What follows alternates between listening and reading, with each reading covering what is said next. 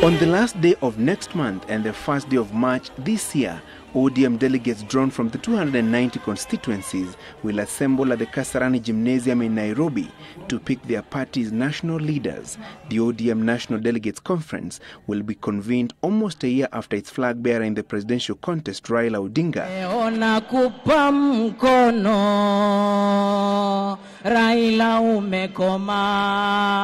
was trounced by President Uhuru Kenyatta in the March 2013 polls, a loss that some ODM members claim was largely caused by what they call poor strategies by the party's old guards, and hence the need for a change of guard. But will the push for a generational change in the Orange Party succeed? The young people want change, so they call it, but they don't have the machinery, the party machinery to effect that change.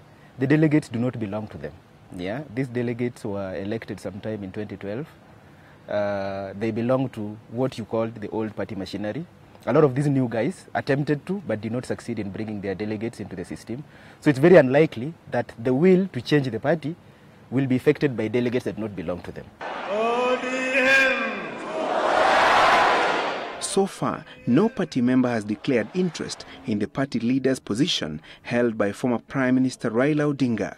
But it's the Secretary General's position held by Kisumu Senator Professor Anyang' Nyong'o that has attracted the highest number of aspirants. They include Senators Dr Agnes Zani, James Orengo and Elizabeth Ongoro, and members of the National Assembly, Nicholas Gumbo, John Mbadi and Ken Obura, who has been championing the generational change push. The Party Secretary General's position in any party, in our system, is the most powerful position in the party.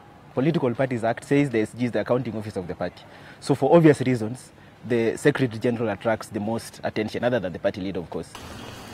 But party insiders say Dr Zani is poised to clinch the strategic and powerful slot at Orange House and has the backing of the party's bigwigs. We need to look at our candidacy against, on the backdrop of everybody else.